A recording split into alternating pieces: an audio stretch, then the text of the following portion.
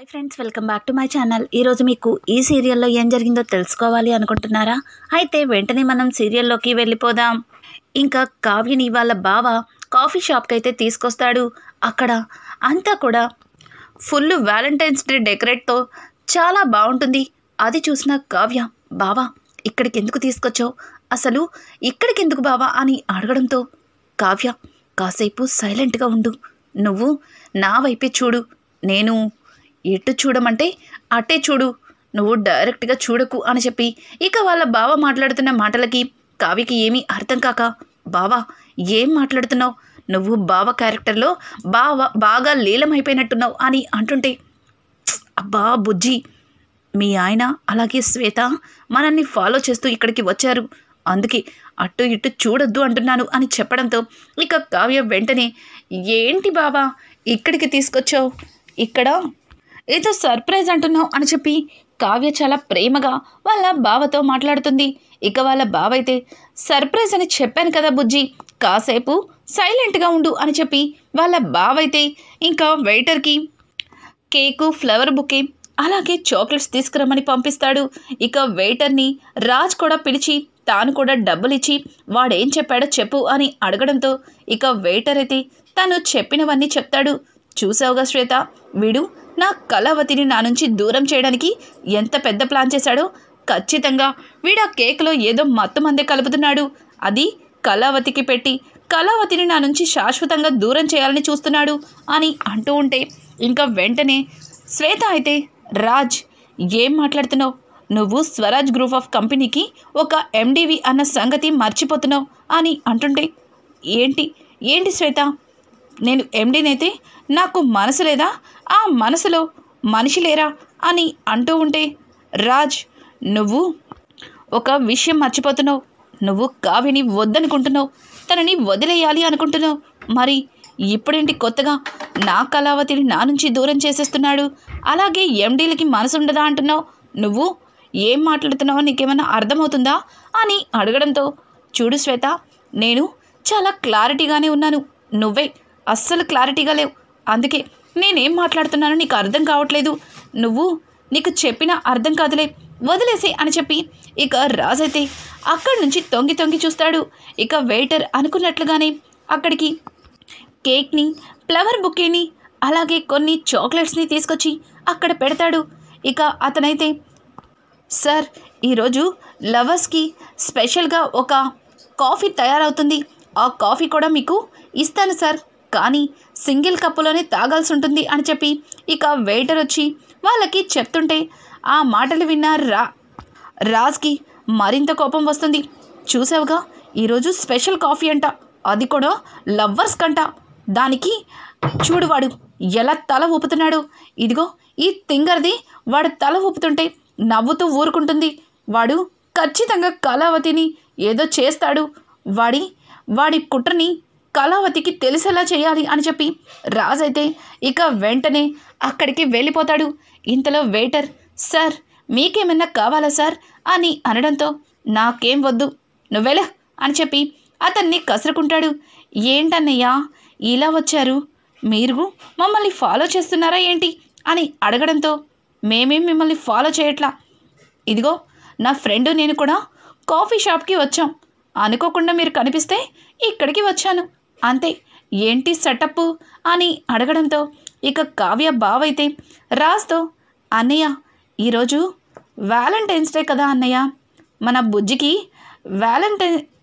Valentine's day wish చేద్దామని అని అనడంతో, రే తమ్ముడన్నయ్య, వ్యాలంటైన్స్ డే అంటే ప్రేమికుల రోజు అని అర్థమవుతుందిగా, ఈరోజు ప్రేమికులు ఒకరికొకరు వాళ్ళ ప్రేమని ఇచ్చిపుచ్చుకునే రోజు, మరి నా భార్యతో నీకేంట్రా ఇక్కడ పని అని అడగడంతో, ఊరుకో అన్నయ్య, నీ భార్య ఏంటి నా మరదలేంటి, బుజ్జి చిన్నప్పటి నుంచి నాకు అన్నీ తనే, నాకేం కావాలన్నా బుజ్జి ఇట్టే చూసుకునేది, అలాగే ఇచ్చేసేది, ఏ రోజు కూడా బుజ్జి నన్ను బాధ పెట్టలేదు, మరి ఇప్పుడు బుజ్జి బాధలు పడుతుంటే నేను చూస్తూ ఊరుకుంటానా, నాకంతా తెలిసిపోయిందన్నయ్య అని అనడంతో, ఏంటి వీడంతా తెలిసిపోయిందంటున్నాడు, వీడికేం తెలిసింది, ఏయ్ కళావతి, వాడికేం తెలిసిందే, ఎందుకు వాడు అలా మాట్లాడుతున్నాడు, చెప్పేసావా మన ఇద్దరి మధ్యలో మాట్లాడుకున్న మాటలన్నీ అని అంటుంటే, నేను ఏమీ మీ టైపు కాదు,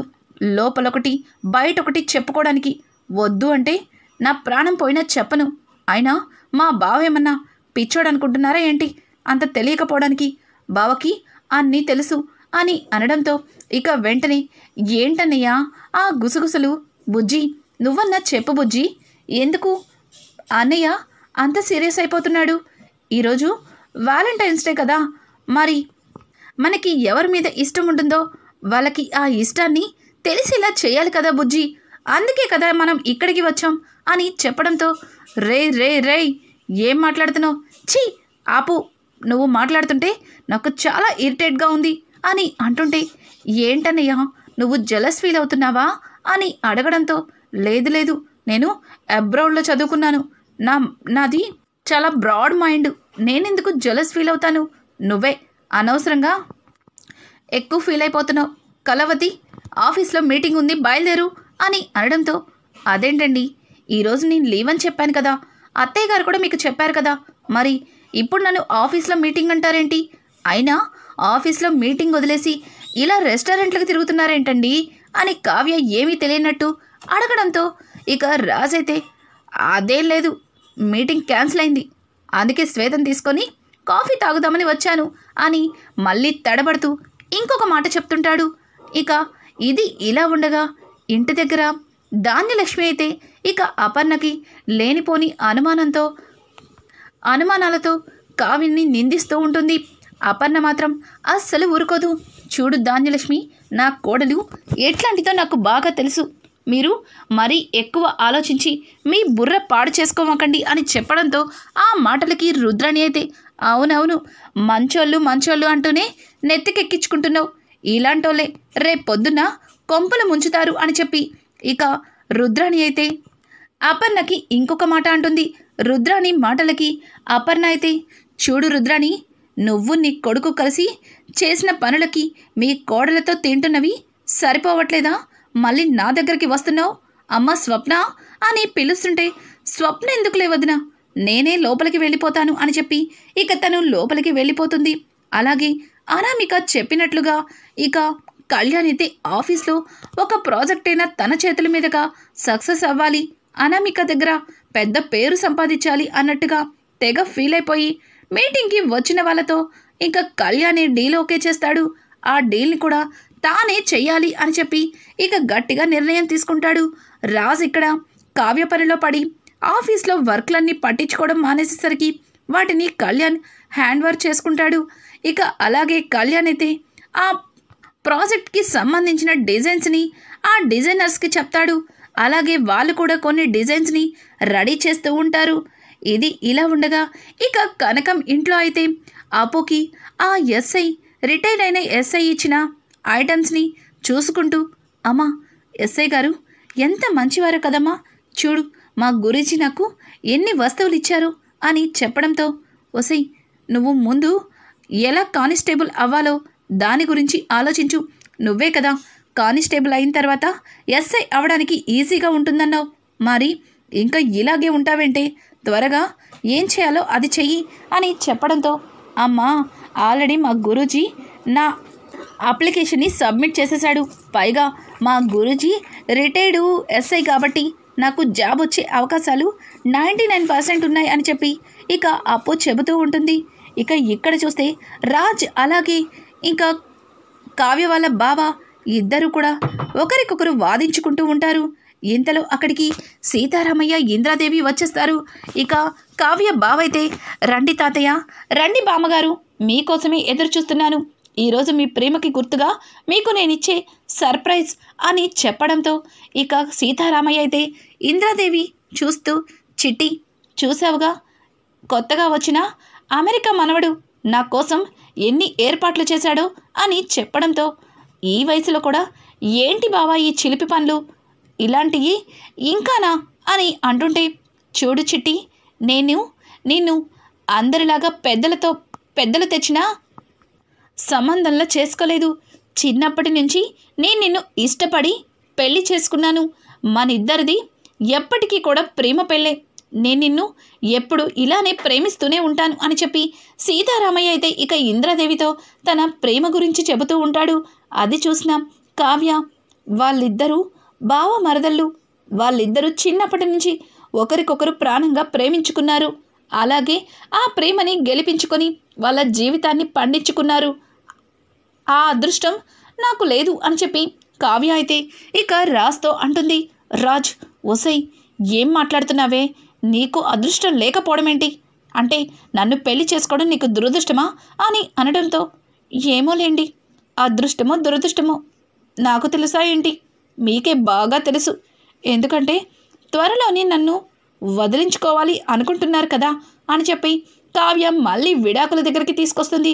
ఒసై ఒసై, అటు తిప్పి ఇటు తిప్పి మళ్ళీ ఆ విడాకుల దగ్గరికి తీసుకొస్తున్నావు. ఇంకొకసారి ఆ మాట ఎత్తావంటే గొంతు నొక్కేస్తా అని చెప్పి రాజైతే ఇక కావ్య దగ్గరికి వెళ్తాడు. అన్నయ్య, నువ్వు బుజ్జితో అలా ముచ్చట్లు చెప్పితే ఇక్కడ తాతయ్య గారు అలాగే బామ్మగారు కేక్ కటింగ్ లేట్ అయిపోతుంది. తాతయ్య, మీరు కేక్ కట్ చేసి బామ్మగారికి తినిపించండి అని చెప్పడంతో ఇక వాళ్ళ తాతయ్య అందరి మధ్యలో కేకుని కట్ చేసి బామ్మగారికి తినిపిస్తుంది. అలాగే బామ్మగారు కూడా కేక్ కట్ చేసి ఇక తాతయ్య గారికి తినిపిస్తారు. అందరూ కూడా వాళ్ళిద్దరికీ హ్యాపీ వ్యాలంటైన్స్ డే అని చెప్పి గట్టిగా అరిచి విష్ చేస్తూ ఉంటారు. ఇక అక్కడే ఉన్న ఒక ఫ్లవర్ బుకేని తీసుకొని తాతయ్య గారు ఇక బామ్మగారికి, చిట్టి, నిన్ను జీవితాంతం జీవితాంతం ప్రేమిస్తూనే ఉంటాను అని అంటూ ఉంటే, బావా, నాకు సిగ్గేస్తుంది బావా, ఇంత మధ్యలో నీకు లవ్ యూ చెప్పాలంటే అని అనడంతో, చిట్టి, నువ్వు చెప్పినా చెప్పకపోయినా ఐ లవ్ యూ అని చెప్పి సీతారామయ్య అయితే ఇక ఇంద్రాదేవిని దగ్గరికి తీసుకుంటాడు. ఇక ఇంద్రాదేవి అయితే, ఏమర్రా అలాగే చూస్తున్నారు అని అంటూ ఉంటే, ఇంతలో సీతారామయ్య, రాజ్, నువ్వెప్పుడొచ్చావు ఇక్కడికి? నేను నిన్ను గమనించనే లేదు.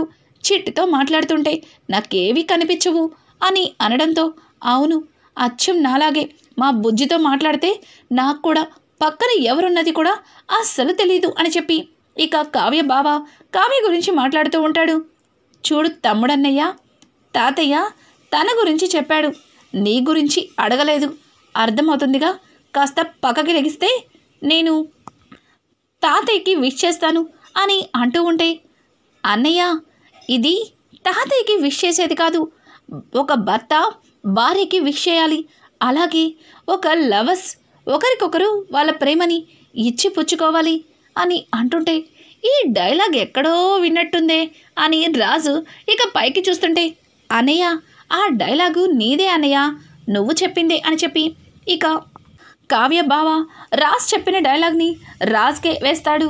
రాజ్ అయితే, వీడికి చాలా ఎక్కువైంది, వీడికి చెప్తా వీడు అందరి దగ్గర మంచితనం అనే ముసుగేసుకొని నా కళావతిని నా నుంచి దూరం చేసి గ్రద్దలాగా తన్నుకెళ్ళిపోదాం అనుకుంటున్నాడు. నేనెందుకు ఊరుకుంటాను? అస్సలు ఊరుకోను అని చెప్పి రాజ్ అయితే ఉరుమురిమి ఇక కావ్య బావ వైపు చూస్తాడు. ఇంతలో సీతారామయ్య, రాజ్, ఏంటి ఆఫీస్లో మీటింగ్ అని అంత హడావుడిగా వెళ్ళిపోయావు, కానీ ఇక్కడికి వచ్చావంటే నువ్వు ఖచ్చితంగా మన కావ్యకి నీ ప్రేమని చెప్పడానికే కదా అని అడగడంతో పక్కనే ఉన్న ఇంద్రాదేవి అయితే, అవును బావా, చూస్తుంటే అర్థం కావట్లేదా? ఆఫీస్లో ఎన్ని పనులున్నా సరే వాటన్నింటినీ పక్కన పెట్టి రాజ్ మన మనవరాలి కోసం ఈరోజు ఇక్కడికి వచ్చాడు. ఏంట్రా ఇక్కడి దాకా వచ్చి ఇంకా ఆలోచిస్తావు? చూసావుగా మీ తాతయ్య గారు ఎంతమంది ఉన్నా సరే కాస్త కూడా సిగ్గుపడకుండా ఎంత ధైర్యంగా ఆయన మనసులో ఉన్న ప్రేమని నాకు చెప్పారో, మరి నువ్వెందుకు సిగ్గుపడతావు? చెప్పరా, మీరు ఈ కాలం నాటి పిల్లలు, ఆ కాలం నాటి వాళ్ళు కాదు. త్వరగా కావ్యకి నువ్వు ప్రపోజల్ చేస్తే చూడాలని ఉంది అని చెప్పి ఇందిరాదేవి అలాగే సీతారామయ్య ఇద్దరు కూడా రాజ్ని అంటుంటారు. ఇక రాజ్ నవ్వుకుంటూ అక్కడే ఉన్న ఒక ఫ్లవర్ బుకేని తీసి కావ్య చేతికి ఇస్తాడు. కావ్య కళ్ళల్లో కళ్ళు పెట్టి చూస్తూ హ్యాపీ వ్యాలంటైన్స్ డే అని చెప్పడంతో ఒక్కసారిగా కావ్య చాలా హ్యాపీగా ఫీల్ అవుతుంది.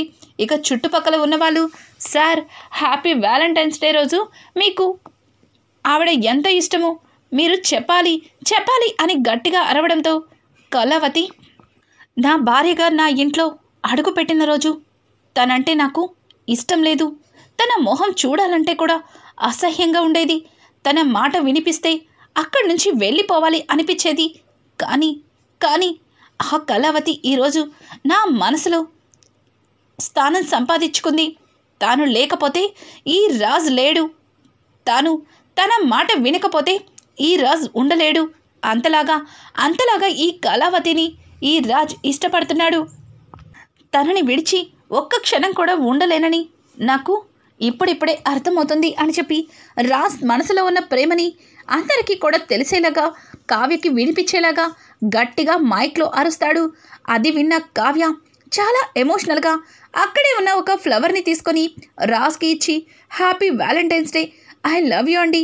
ఈ జన్మలోనే కాదు, జన్మలకి కూడా మీరే నాకు భర్తగా రావాలి అని చెప్పి కావ్య అయితే ఇక రాజ్ని హక్ చేసుకుంటుంది.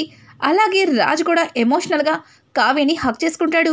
ఆ కొద్దిసేపటి తర్వాత ఇక కావ్యతో రాజ్ అయితే, చూడు, ఇదంతా కూడా ఉత్తునే, తూచ్ తాతయ్య నానమ్మల కోసం నేను జస్ట్ యాక్ట్ చేశాను అంతే. నువ్వు ఇదంతా నిజం అనుకుని ఓ తెగ ఫీల్ అయిపోకు. నువ్వు త్వరలోనే మీ ఇంటికి వెళ్ళిపోవడానికి సిద్ధంగా ఉండు అని చెప్పి రాజ్ అయితే కావ్య చెవులో చెప్తుంటాడు. కావ్య అయితే ఆ మాటలకి, అసలు మిమ్మల్ని ఎంత చేసినా సరే ఇంకా మీకు బుద్ధి రాలేదు, చెప్తా మీ పని, ఇంటికి వెళ్ళాక చెప్తా అని చెప్పి కావ్య తన మనసులో అనుకుని, మీరు కూడా ఎక్కడ మీ మనసు మార్చుకొని మళ్ళీ నన్ను భార్యగా అంగీకరిస్తారేమో అని కాస్త టెన్షన్ పడుతున్నాను. మీరేమీ అనుకోవట్లేదు కదా? అనుకోవద్దు, ఎందుకంటే మళ్ళీ ఫారెన్ నుంచి వచ్చిన మా బావ ఫీల్ అవుతాడు అని చెప్పి కావ్య అయితే రాజ్తో అంటుంది. ఆ మాట విన్న రాజ్కైతే చాలా కోపం వస్తుంది. ఇక ఇదంతా చూసిన శ్వేత తనలో తను నవ్వుకుంటుంది. ఇంతలో ఆఫీస్ నుంచి కళ్యాణ్ అయితే రాజ్కి ఫోన్ చేస్తాడు. అన్నయ్య, ఆఫీస్లో మీటింగ్ ఉందని చెప్పి ఎక్కడికి వెళ్ళిపోయావన్నయ్య? అందరూ నీ కోసం వెయిట్ చేస్తున్నారు అని చెప్పడంతో, సరే తాతయ్య, నాకు ఆఫీస్లో మీటింగ్ ఉంది, కళావతి ఇప్పుడైనా ఆఫీస్కి వస్తావా అని అనడంతో ఇక కావ్య నవ్వుకుంటూ రాజ్తో ఆఫీస్కి బయలుదేరుతుంది. ఆఫీస్లో మీటింగ్లో అటెండ్ అయ్యి అన్నీ మాట్లాడుతూ ఉండగా ఇంకా కావ్య అయితే అలానే రాజ్ వైపు చూస్తూ ఉండిపోతుంది. రాజ్ మాట్లాడుతుంటాడే కానీ కావ్యని గమనిస్తూ ఉంటాడు. ఇక మీటింగ్ అయిపోయిన తర్వాత కావ్య ఇక బయలుదేరుతుంది. అలాగే రాజ్ క్యాబిన్లో కూర్చుని పదే తనని కావ్య చూస్తున్న దృశ్యమే గుర్తొస్తూ ఉంటుంది. అలాగే కావ్యకి తను ప్రపోజల్ చేసింది, అలాగే కావ్య తనకి ఫ్లవర్ ఇచ్చి హక్ చేసుకున్నది అదే గుర్తొస్తుంటుంది. ఇంతలో శ్వేత రాజ్ని చూసి రాజ్ అని అనడంతో వెంటనే రాజ్ కావ్య అని అంటాడు. కావ్య అనడంతో ఒక్కసారిగా శ్వేత నవ్వుతూ, ఎందుకు రాజ్, ఎందుకు, ఏం సాధిద్దామని ఇలా చేస్తున్నావు? నీకు కావ్య మీద చాలా ప్రేమ ఉంది, కానీ ఆ ప్రేమని నువ్వు అర్థం చేసుకోలేకపోతున్నావు. తన మీద పగ, ప్రతీకారం అంటూ ఏదో చెయ్యాలని తన చుట్టూని తిరుగుతున్నావు. కోపంగా కాదు, నిదానంగా ఆలోచించు. కావ్యని నువ్వు ప్రేమిస్తున్నావా లేదో నీకే అర్థమవుతుంది. నువ్వు అనవసరంగా ఇట్లాంటివన్నీ చేసి నిన్ను అన్ని విధాలుగా అర్థం చేసుకొని ప్రేమించే ఒక అమ్మాయిని వదులుకుంటున్నావేమో అని నాకు అనిపిస్తుంది. ఒక్కసారి ఆలోచించు రాజ్ అని చెప్పి ఇంకా శ్వేత అయితే అక్కడి నుంచి వెళ్ళిపోతుంది. శ్వేత వెళ్ళిన తర్వాత రాజ్కి పదే శ్వేత అన్న మాటలే గుర్తొస్తుంటాయి.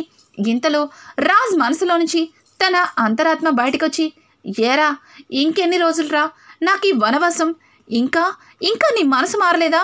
లోపల నీకు కళావతి అంటే ఇష్టమే, కాకపోతే అనవసరంగా మన భార్యని దూరం పెట్టి నన్ను ఉపవాసం ఉంచుతున్నావు అని అంటుంటే, రేయ్, నువ్వెందుకు వచ్చావురా బయటికి? అయినా నేనేమి కావ్యని ఇష్టపడట్లేదు, తనతో విడిపోవాలి అనుకుంటున్నాను, తనకి విడాకులు ఇవ్వాలి అనుకుంటున్నాను. మధ్యలో ఇలా అందరూ మాట్లాడిన మాటలు వింటే నా మనసు మారిపోతుంది అనుకుంటున్నారా ఏంటి అని అనడంతో ఇక రాజ్ అంతరాత్మైతే, రేయ్, నువ్వు తేడాగా ఆలోచిస్తున్నావు. ఒక్కసారి శ్వేత చెప్పింది కూడా విను. శ్వేత చెప్పినట్లు నువ్వు నిజంగానే కళావతిని వదిలేయాలనుకుంటున్నావా? మరి వదిలేయాలి అనుకుంటే కళావతి ఎవరితో తిరిగితే నీకెందుకురా? తను నీ నుంచి నీతో సంతోషంగా ఉండదనే కదా తనని దూరం పెట్టాలి అనుకుంటున్నావు. మరి మళ్ళీ తను సంతోషంగా ఉండడానికి తన దారి తను చూసుకుంటున్నప్పుడు నీకేంట్రా మధ్యలో తెగ రెచ్చిపోతున్నావు? వాళ్ళ బావతో ఉంటే నీకేంటి, ఎవరితో ఉంటే నీకేంటి? అయినా అంత ఇష్టం లేనడివి ఎందుకురా ఇందాక హ్యాపీ వ్యాలంటైన్స్ డే చెప్పి ఫ్లవర్ బుకే ఇచ్చావు? అక్కడే ఆ ఫ్లవర్ బుకేని పడేసి ఆఫీస్కి వచ్చేయాల్సి ఉంది కదా. నిన్ను ఎవరు చెప్పమన్నారు అని అడగడంతో అది తాతయ్య కోసం చెప్పాను అని చెప్పి ఇక అతనైతే రాజైతే తన అంతరాత్మతో మాట్లాడతాడు.